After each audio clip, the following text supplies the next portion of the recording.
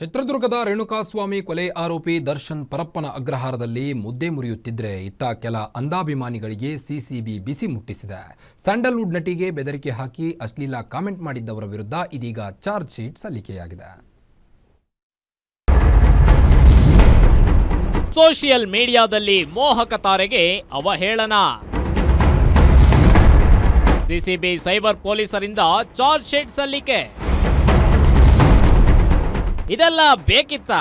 ಜೈಲಲ್ಲಿ devil fans crying.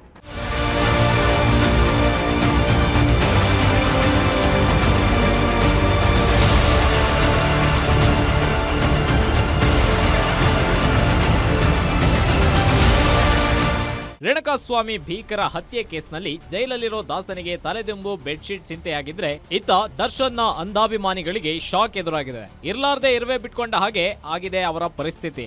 ಹೌದು, Sandalwood ಮೋಹಕತಾರೆ ನಟಿ ರಮ್ಯಾಗೆ ಅಶ್ಲೀಲ ಕಮೆಂಟ್ ಮಾಡಿದವರಿಗೆ ಇದೀಗ ನಡುಕ ಶುರುವಾಗಿದೆ. ಸೋಷಿಯಲ್ ಮೀಡಿಯಾದಲ್ಲಿ ಸಿಕ್ಕ ಹಾಗೆ ಕೆಟ್ಟದಾಗಿ ಕಮೆಂಟ್ ಮಾಡಿದವರ ವಿರುದ್ಧ ನ್ಯಾಯಾಲಯದಲ್ಲಿ ಚಾರ್ಜ್ ಶೀಟ್ ಸಲ್ಲಿಕೆಯಾಗಿದೆ.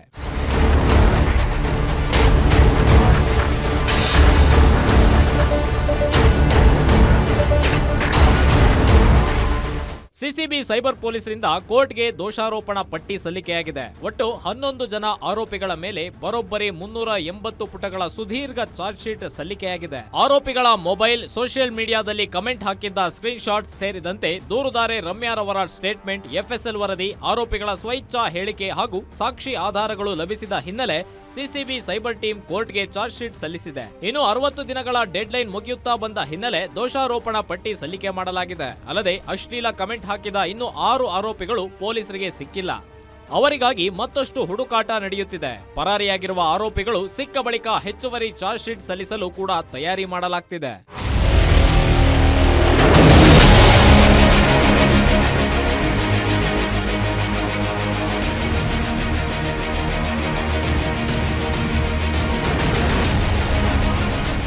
ಆರೋಪಿಗಳ ಚಾರ್ಜ್ ಶೀಟ್ ಬೆನ್ನಲ್ಲೇ ಶೀಘ್ರದಲ್ಲೇ ಟ್ರಯಲ್ ಆರಂಭಕ್ಕೆ ಸಿದ್ಧತೆ ಮಾಡಲಾಗ್ತಿದೆ.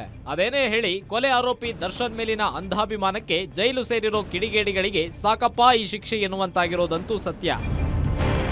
Ajay Gowda, crime bureau, guarantee news.